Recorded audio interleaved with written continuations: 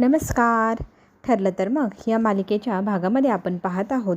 इथे सायली अर्जुन कुलदेवतेच्या दर्शनासाठी आलेले असतात. तिथे एका व्यक्तीने आपल्या सायलीला भविष्यवाणी सांगितलेली आहे की तू भूतकाळात ज्या गोष्टी गमावल्या आहेत त्या तुला वर्तमानात मिळणार आहे. तुझ्या प्रश्नांची उत्तरं तुला मिळतील, तू शोधून घे असं म्हटल्यानंतर ती आता विचारात पडली. अर्जुन तिच्या मागून येतो आणि तिला म्हणू लागतो की चला आता घरी जायची वेळ झाली. सायलीला का कुणास ठाऊक त्याला काहीतरी सांगावंसं वाटत असतं, पण अर्जुन तशी त्याच्या तंद्रीमध्ये असतो. घरी मात्र आपल्या पूर्ण आजीला चक्कर आलेली असते आणि ती शुद्धीवरच येत नाही आहे म्हणून सगळेजण काळजीत असतात. काय झालं असेल पूर्ण आजीला म्हणून सगळे घाबरलेले असतात. आता इथे डॉक्टरांना फोन करण्यात येतो. पहिले अर्जुनला आपल्या अश्विनला केला जातो. अश्विन म्हणू लागतो की मी ऑन द वे आहे आणि डॉक्टर माझ्यासोबतच आहे, आम्ही दोघंही सोबतच घरी येतो आहे, तुम्ही काळजी करू नका. आता पूर्ण आजीसाठी ते सगळेजण काळजीत दिसतात. कल्पना मात्र व्याकुळ होते, रडू लागते. तर प्रताप म्हणतो की अश्विन येऊच राहिला, घाबरू नका, बरं थांबा. पुन्हा एकदा तो अश्विनला म्हणू लागतो की बाळा लवकर ये, इतका वेळ होऊ नये, अजूनही शुद्धीवर आलेली नाही आजी. तर थोड्याच वेळात अश्विन येतो. आता तो बीपी चेक करू लागतो. तर बीपी ड्रॉप झालेला इथे लक्षात येतो अश्विनला. तर इथे मानसोपचार तज्ज्ञ जे असतात ना त्या विचारू लागतात की असा कुठला धक्का बसला आहे का आजींना ज्यामुळे त्यांना गरगरलं आहे आणि त्या बेशुद्ध झाल्या आहे. तर घरात कुणालाच ठाऊक नाही. सगळेजण म्हणतात की आम्ही दुसऱ्या रूममध्ये होतो, ज्यावेळेला आम्ही हॉलमध्ये गेलो त्यावेळेला आजी खाली पडलेल्या सगळ्यांना दिसल्या. त्यामुळे त्या क्षणाला त्यांना शॉकिंग न्यूज काय मिळाली आहे आणि काय झालं काही ठाऊक नाही आहे. तर आता हे सगळं ज्यावेळेला आजी शुद्धीवर येईल तेव्हाच कळेल असं म्हणत डॉक्टर सगळ्यांना धीर देत आहे. आता जे काही होईल ते आता आजीच्या शुद्धीवर आल्यानंतरच आपल्याला पुढचं बोलणं करता येईल. तोपर्यंत आपले तर्कवितर्क सगळे व्यर्थच ठरणार. आता आपण फक्त एकच काम करू शकतो, लवकरात लवकर आजी शुद्धीवर येतील म्हणून आपण आता वाट पाहूया. अश्विनचं म्हणणं असतं थोडा वेळ वाट पाहू, जर नाही चालली ना आजी शुद्धीवर तर आपल्याला तिला ॲडमिट करावं लागेल. आणि हे सगळं बोलणं इकडे ह्यांचं चालू असतं. सायली अर्जुन रस्त्याने घरी येत असताना आता सायलीना कसले तरी तंद्रीत हरवलेली अर्जुनला जाणवते. अर्जुन तिला सतत विचारत असतो, तू काय विचार करते, तुझं मन कशात लागतच नाही आहे, तू माझ्यापासून काही लपवतेस का, किंवा तुझ्या मनातली एखादी गोष्ट असेल ती मला सांगून बघ. आता ह्या गोष्टीवरती तन्वी हाच एक उपाय आहे. आता इथे खरं तर आपली सायली विचार करत आहे की मी जर तन्वीबद्दल यांना सांगितलं, जी मुलगी मला सतत दिसत असते त्या मुलीचे भास होतात, तर ते सांगितलं तर ह्यांना माझ्यावर विश्वासच बसणार नाही. अर्जुन तिला म्हणत असतो का कुणास ठाऊक वाटतं मला, तू ना मम्माकडनं सगळी काही माहिती घेतलेली असेल मंदिराची आणि त्याच्यामुळे तुला ह्या मंदिराचा सगळा कानोकोपरा परिसर माहिती असेल आणि त्याच गोष्टीचा तू विचार करते का. तर इथे ती म्हणते नाही हो, मला खरंच इथलं काहीच माहिती नाही, मी कधीच आलेली नाही ना मधुभाऊ बरोबर ना कुणाबरोबर, मला का आठवत नाही, मला तेच कळत नाही. पण ह्या मंदिराच्या आठवणी मला जणू काही मी येऊन गेले असं जाणवते. पण आता हे कसं शक्य आहे, सायली आता विचारात पडते. आता ती म्हातारी आजी ती पण म्हणत होती की तू लहानपणी इथे यायची का. तर आता हा काय प्रकार आहे, आपण अर्जुनसोबत ह्या विषयावर बोलावं का. आपल्याला ती छोटीशी मुलगी दिसते सतत, तिचा भास होतो आणि ह्या सगळ्या गोष्टींचं आपल्या मनात उडणारी धांदळ आपण ह्याविषयी बोलून दाखवावं का अर्जुनशी. आणि ते मंदिरात भेटलेले बाबा त्यांनीही भविष्यवाणी केली, पण तिला दुसऱ्या क्षणाला लगेचच जाणवतं की अर्जुनला तन्वीचा विषय काढला की फार संताप होतो. त्यांनी तर पहिलेच सांगितलेले तन्वीचं नाटक तू फक्त आजीला बरं करण्यासाठी कर, परत ह्या तन्वी नावाच्या व्यक्तीचा आपण कधीच शोध घ्यायचा नाही. हे सगळं त्याचं बोलणं तिला आठवतं आणि मग ती सिरियसली विचार करते, जर ह्यांना सांगितलं तर हे माझ्यावर विश्वास ठेवणार नाही. पण इथे अर्जुन सतत विचारत असतो तर सायली सांगण्याचा प्रयत्न करू लागते. तितक्यातच कॉल येतो अर्जुनला कल्पनाचा. कल्पना म्हणू लागते की तुम्ही कुठे आहात, लवकर घरी या. पण काय झालं आहे, तर इथे अर्जुन विचारतो. तर आता काय सांगावं कळेना. लगेचच प्रताप तिथे येतो आणि फोन म्यूट करतो आणि सांगतो की ह्यांना काही सांगू नको, रस्त्याने इथे त्यांना घाबरवू नकोस. तर आपल्या अर्जुनला इथे आता कल्पना सांगू लागते की काय झालं नाही आहे, तुम्ही अजून आला नाही ना म्हणून मला काळजी वाटत होती म्हणून तुम्हाला कॉल केला. मग तो म्हणतो आलो आहे, घराच्या जवळच पोचतच आहे आम्ही, काळजी नको करू. बरं बरं म्हणत मग ती कॉल कट करते. आता अर्जुन आणि सायलीला घरी काहीतरी झालं आहे म्हणून डाऊट येतो. 100% काहीतरी झाले, मम्मा काहीतरी लपवते आपल्यापासनं असं अर्जुनलाही वाटते. आता पुढे आपल्याला आणखी एक चमत्कार पाहायला मिळणार. खरं तर प्रियाला ह्या जेलमधनं बाहेर पडायचं आहे, पण कसं करावं तेच तिला सुचेना. सतत ती कॉन्स्टेबलला ताई ताई इकडे या ना म्हणत हाका मारत असते आणि त्यांच्याकडनं मदत मिळवण्याचा प्रयत्न करत असते. तिला ना काही करून ना घरी काय चाललं आहे ते जाणून घ्यायचे. फोनवर ती बोलता बोलता खरं तर आजीने फोन कट केला. तर नक्की पुढे काय झालं असेल घरी. आता ती कॉन्स्टेबलला म्हणू लागते की ताई मला ना माझ्या घरी परत एकदा फोन करायचा आहे, तर काही प्रोसेस असेल तर सांगा ना. तर कॉन्स्टेबल तिच्यावर चिडते. सतत काही ना काही तुझी भुनभुन मला ना तुझा कंटाळा आला आहे. मी का तुझी नोकर नाही आहे का इथे तुझी कामं करायला, आणि तुझ्या घरच्यांना तुझ्यात काहीच इंटरेस्ट नाही. तू पत्र लिहून पाहिलं, कॉल करून पाहिलं, तुला भेटायला साधं कोणी येत नाही. बंद कर आता ही तुझी थेरं, असं म्हणत आता तिने कॉन्स्टेबलने चांगली चपराक आपल्या प्रियाला लावलेली आहे. अर्जुन सायली घाई गडबडीत घरी पोचलेले असतात. आता घरी पोचल्यावरती काय चालले म्हणून आता काळजी वाटत असताना समोरून विमल दिसते. तर विमलला ते विचारू लागतात की काय झालं बाई घरी, सगळेजण एवढे टेन्शनमध्ये दिसत होते. तर आता इथे ती सगळी स्टोरी सांगायला लागते की पूर्ण आजी चक्कर येऊन पडले, डॉक्टर आले, ते पूर्ण आजी अजूनही शुद्धीवर आलेली नाही, त्यांना कसलं तरी शॉक लागलं आहे असं डॉक्टरचं म्हणणं आहे. पण काय शॉक लागला आहे ते तर कोणालाच ठाऊक नाही. आता अर्जुन आणि सायली घाईघाईने त्या खोलीमध्ये येतात. आल्या आल्या ती आजीजवळ बसू लागते. आजीची चौकशी करू लागते. आजी एवढ्या मोठ्या वेळ कशी काय बेशुद्ध राहू शकते, म्हणून ती आता पूर्ण आजीला तन्वी म्हणून हाक मारू लागते. आजी बघ तुझी तन्वी आली आहे, उठ ना गं, तू का उठत नाही, डोळे उघड, असं म्हणत पूर्ण आजीला ती सतत हाका मारू लागते.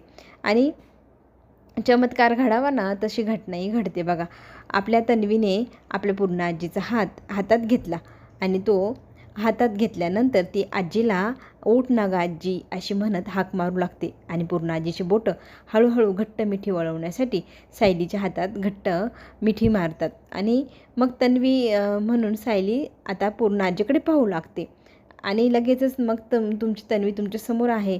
आम्ही किती हाका मारत होतो पूर्ण आजी तुम्हाला, तुम्ही उठल्या नाही. तन्वीने हाक मारल्या लगेच कशी तुम्हाला जाग आली. मग इथे ना पूर्ण आजी म्हणते माझी लाडकी नातसून मला लाडकीच आहे, पण माझी तन्वी ही नाही, ही तर आमची सायली, असं म्हणत आजीने सगळ्यांना पुन्हा एकदा शॉक केले. आता आजी भानावर आली हे लक्षात येते डॉक्टरांना. डॉक्टर म्हणतात तुम्ही हिला ओळखतात का, तर म्हणे हो, ही तर आमची सायली आहे. मग तन्वी, तर इथे आजी आता स्टोरी सांगू लागते. आमच्या घरामध्ये ना एक दुष्ट मुलगी घुसली होती, प्रिया नाव तिचं, आणि ती तन्वी बनून आमच्या मनाशी खेळत होती. तिने कितीतरी दिवस आम्हाला तन्वी म्हणून खेळवलं. ती मुलगी दुष्ट होती, चांगली नव्हती, असं सगळी स्टोरी आता डॉक्टरांना इथे आपली आजीच सांगू लागते. आता आजी ही पुन्हा एकदा शॉक लागल्यामुळे भानावर आली आहे असं डॉक्टरांच्या लक्षात येतं.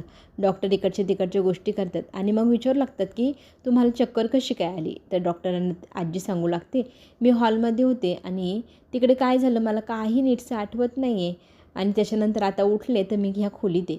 तर लगेच डॉक्टर म्हणू लागतात तुम्ही ना तुमच्या मेंदूवरती जास्त जोर देऊ नका, जास्त आठवण्याचा प्रयत्न करू नका, आता तुम्ही फक्त आराम करायचा, तुम्ही आता पूर्णपणे बरे आहात, काही टेन्शन करायची काळजी करायची काही गरज नाही, असं म्हणत आजीला मग आता आराम करायला सगळेजण सांगतात आणि बाकी सगळेजण खोलीतून बाहेर जातात. डॉक्टर आता बाहेर आल्यानंतर सांगू लागतात की आजी आता बरी आहे. आता इथे अर्जुनच्या ऑफिसमध्ये ना चैतन्यकडे एक नोटीस आलेली आहे, ती पण अस्मिताच्या केसबद्दल. अस्मिताची अर्जंट केस उद्याच्या उद्या उभी करायची आहे. मग हे कोणी केलं असेल, कोणी एवढी अर्जंट डेट मागून घेतली आहे, हा विचार आता चैतन्याच्या मनात आला आहे. तर तो कॉल करून माहिती काढू लागतो. तर त्याच्या माहितीनुसार आता त्याला जी माहिती मिळाली आहे, तर ही जी डेट मागवली आहे ना अर्जंटवाली केसची डिवोर्सच्या, ही सचिनने मागवली. सचिनला एवढं अर्जंट काय काम असेल कोर्टाकडे, त्याने एवढी डेट मागून घेतली, हा विचार आता चैतन्य करू लागला आहे. अर्जुनशी याच्यावर बोलायला हवं म्हणून तोही विचार करत असतो. आता आपला सचिन हा आपल्या महिपतला विचारू लागलेला आहे की तुम्ही इतके कसे काय सुधारले बुवा. तर इथे महिपत सांगू लागतो मी जेलमध्ये असताना ना झोपलेलो होतो, एकदम माझ्या डोळ्यासमोर लख्ख प्रकाश झाला आणि त्याच्यासमोर डोळे उघडल्यावरती एक साधू बाबा माझ्यासमोर उभा होता. त्या साधू बाबांनी मला सांगितलं की तू ना आता चांगल्या मार्गाने राहायचं, चांगलं वागायचं, मग तुला जेलमधनं बाहेर सोडवण्यात येईल. आणि बघ खरंच तसंच झालं, मी चांगलं वागायला लागलो आणि मी जेलमधनं बाहेर आलो. आणि तितक्यात ना बाहेर बेल वाजती. सचिन मग बाहेर जातो. पोस्टमनने त्याला एक लेटर आणून दिलेलं असतं. मग महिपतला तो सांगू लागतो की माझ्या डिवोर्स केसची उद्या डेट आहे, त्याचं मला लेटर आलं आहे. मी जी तारीख मागवली होती माझ्या वकिलांकडनं उद्याची ती मला मिळाली. तरी ते महिपत म्हणतो की तू पण ना त्या सदुबाबाचाच विचार कर, म्हणजे तुझ्या बाजूनी केसचा निकाल लागेल. सचिन म्हणतो मला काही गरज नाही कुठल्या बाबाबुबाची भक्ती करायची. आता इकडे आपल्याला पाहायला मिळते डॉक्टरना आता सांगू लागले की आजींना जो शॉक लागला आहे त्याच्यामुळे आजी पूर्णपणे बऱ्या झाल्या आहे. आता आजीच्या तब्येतीची काळजी करायची काही गरज नाही. जर तुम्हाला कधी गरज वाटली तर तुम्ही मला कधीही कॉल करून बोलवू शकता. इतक्या दिवस मी आजींची जी थेरपी करत होते त्या सगळ्या गोष्टींना आपल्या यश आलं आहे असं म्हणायला काही हरकत नाही. आणि डॉक्टर म्हणतात की प्रियाचा फोटो ज्या वेळेला आजीने पाहिला आणि आजीने जी रिॲक्शन दिली ना तेव्हाच त्यांना कळलं होतं की आजीला एवढं तरी माहीत होतं की प्रिया ही चांगली मुलगी नाही आहे. तर आता आजी त्याच्यातनं बऱ्या झाल्या, ट्रॉमातनं बाहेर आले. आता डॉक्टर इथून रवाना होतात कधीही मला मदतीला बोलवा सांगून. आता इथे सायली विचार करते की काय असा शॉक लागला असेल. कल्पना म्हणते ना माझ्या मोबाईलवर एक कॉल आला होता, मी नेमकी बाहेर अस्मिताच्या खोलीत गेले होते तर तो कॉल आजीने उचलला होता. आता तो कॉल कोणाचा होता तर मग सायली अर्जुन चेक करतात. अर्जुनने तो मोबाईल नंबर स्वतःच्या आता फोनमध्ये घेतला आहे, नंतर तो माहिती काढणार आहे. आता इथे अस्मिताच्या बाबतीत एक कॉल आला आहे आपल्या चैतन्याचा आणि उद्याचीच तारीख मिळाली, आपल्याला उद्या कोर्टात जावं लागेल असं अस्मिताला तो सांगतो. तर अस्मिता म्हणते की बरंच होईल, त्यानेच तारीख मागून घेतली ना फारकतीची, बरं आहे, मला लवकरात लवकर त्याच्याकडनं स्वतःची सुटका करून घ्यायची. पण असं काय असेल की त्याने एवढ्या अर्जंटली एका रात्रीत त्याची तारीख मागवून घेतली आहे. तर अर्जुनचं असं म्हणणं आहे की त्याला नक्कीच काहीतरी धमाका करायचा आहे, त्याच्याकडे काहीतरी माहिती आहे, तो आपल्यावर वार नक्की करणार. आता आपल्याला तयार राहायला लागणार आहे. पुढे आपल्याला पाहायला मिळते की प्रियाना विचारत आहे की घरी कशी मी पोचू, कशी तिथं माहिती मिळवू, कशी मी त्यांना सांगू की मी प्रेग्नंट आहे, मला इथे वाचवायला या, ह्या गोष्टीचा विचार करते. पण आता घरी फोन करायला कॉन्स्टेबलने नकार दिला आहे. मग समोरच्या सेलमध्ये एका महिलेने स्वतःचा जीव देण्याचा प्रयत्न केला. मग तिने आत्महत्येचा प्रयत्न केला आहे म्हटलं तिच्या घरच्यांना तिथे आता तिला भेटायला बोलवण्यात येत आहे. ही घटना तिने पाहिल्यानंतर तिला लगेचच क्लिक झालं, अरे वा, मी पण अशा आत्महत्येचा प्रयोग केला तर माझेही घरचे मला भेटायला नक्कीच हॉस्पिटलला येतील, तेव्हा मी सगळ्यांना सांगेल मी प्रेग्नेंट आहे. आयडिया, आता तिच्या डोक्यात एक आयडिया आली आहे जेलमधनं बाहेर जाण्यासाठी. आता सायली आणि अर्जुन जी बॅग पॅक करून घेऊन गेले होते ना तिचं अनबॉक्सिंग करताय. इतकं सगळं सामान आहे अर्जुन बिंडोकनी त्या बॅगमध्ये भरलं होतं, ते सगळं सायली काढते आणि कपाटात ठेवायला देते. आणि बोलता बोलता तिथे दोघांमध्ये पुन्हा एकदा वादही होतो की तू जड वस्तू उचलायची नाही, तू जास्त ओझं हे उचलू नकोस. तर सायली म्हणते अहो रिकामी बॅग आहे, ती कुठे जड आहे. तर तो म्हणतो नाही, मी ठरवेल ना बॅग जड आहे की नाही, तू फक्त आणि फक्त इथे आराम करायचा, तू फक्त तुझी काळजी माझ्या बाळाची काळजी घ्यायची, तुमच्या दोघांची काळजी मी घेणार. असं म्हणत अर्जुन आता प्रत्येक काम बायकोचं स्वतःच करत असतो. तितक्यात ना खालून आवाज येतो कल्पनाचा की अर्जुन सायली खाली या. तर लगेचच अर्जुन म्हणतो हळू, घाई करू नको. मग इथे सायली अर्जुन दोघंही खाली येतात हॉलमध्ये. आजी बसलेली असते. आजीने आता कोड कौतुक नातवंडांचं करायला दोघांनाही खाली बोलवलेलं असतं. सायली आणि अर्जुनला आता आजी सांगते की तुम्ही मला खूप गोड बातमी दिली आहे, ती ऐकून मला खरंच खूप छान वाटते. आणि आजी मायेने मग दोघांनाही जवळ घेते, आशीर्वाद देते आणि पतवंड मला पाहायला मिळतात तुमच्यामुळे, माझं किती थोर नशीब असं म्हणत कौतुकही सायली अर्जुनचं करत असते.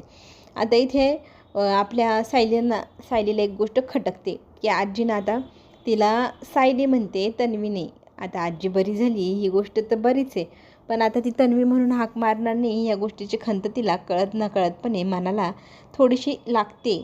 आणि ती विचार करते मनात की आजी बरी झाली आहे, आनंद व्हायला हवा ना, पण आजी बरी झाली आहे मला तन्वी म्हणणार नाही म्हणून मला थोडंसं दुःखही वाटते. खरं तर सायली स्वतःलाच आता मिस करताना इथे दिसणार आहे. सायली आता विचार करत असते की मला आता तन्वी म्हणून कोण हाक मारणार. तितक्यात प्रतिमा आत्या येत्या. प्रतिमा आत्याला आपल्या आजीबद्दल कळलं की आजी बरी झाली, तर आजीला भेटायला तातडीने ती लगेच आलेली असते. आणि आजी आल्या आल्या मग प्रतिमाचं शी बोलत असते. बोलता बोलता मग त्यांच्या तन्वीचा विषय निघतो. तर आपली तन्वी आपल्याला कधीच मिळणार नाही, पण ज्या दिवशी आपली सायली डिलिव्हरी होईल त्यामध्ये ते आजीचं म्हणणं असतं की तिला मुलगीच होईल आणि ती मुलगी आपली तन्वीसारखीच गोड असेल, तिच्यातच आपण आपल्या नातीला आता शोधायचं असं म्हणत आजी सायलीकडे पाहू लागते. सायली म्हणते, हे काय कनेक्शन आहे? माझ्यामध्ये प्रत्येकजण तन्वीला शोधते, तन्वीचं माझं काहीतरी कनेक्शन आहे, ते मला शोधायला हवं. ते बाबा पण बोलले होते तुला मार्ग याच्यातूनच मिळेल. खरंच मिळेल का? आता इथे आजी सायली सायली म्हणत किती हाका मारते सायलीला, पण सायली काही तंद्रीतनं बाहेर आहे ना. मग आजी तिला हात लावते आणि म्हणते, का तू इकडे बघत नाही? तर आजीला ती म्हणते, तन्वी म्हणायची सवय लागली होती, ऐकायची सवय लागली होती, म्हणून मला भान राहिलं नाही. आता पुढील भागामध्ये प्रोमोत आपल्याला पाहायला मिळतं की अस्मिताची जी फारकतीची केस चालू झाली त्याच्यामध्ये आता इथे वकिलांनी तो व्हिडिओ दाखवला आहे, ज्या व्हिडिओमध्ये सायली म्हणते की याच्याकडनं रगड पोडगी घे. तर वकील म्हणतात की तुम्ही असं का बोललात? तर इथे माझ्या नंदेचा नवरा तिला फसवतो, ह्या गोष्टीमुळेच आम्ही तिला असं करायला सांगितलं आणि तो चांगला माणूस नाही हेही मला कळलं. आता इकडे आपल्याला पाहायला मिळणार की प्रिया जेलमधनं बाहेर पडण्यासाठी स्वतःचा जीव देण्याचा प्रयत्न करते, हाताचे नस कापते आणि बाहेर पडण्याचा प्रयत्न करते. चला तर मग पुढे नवीन नवीन ट्विस्ट येणार. प्रिया आणि सचिन काय काय वादळं आणतायत ते आपण पुढील भागात पाहूया. तोपर्यंत घेऊ छोटीशी विश्रांती.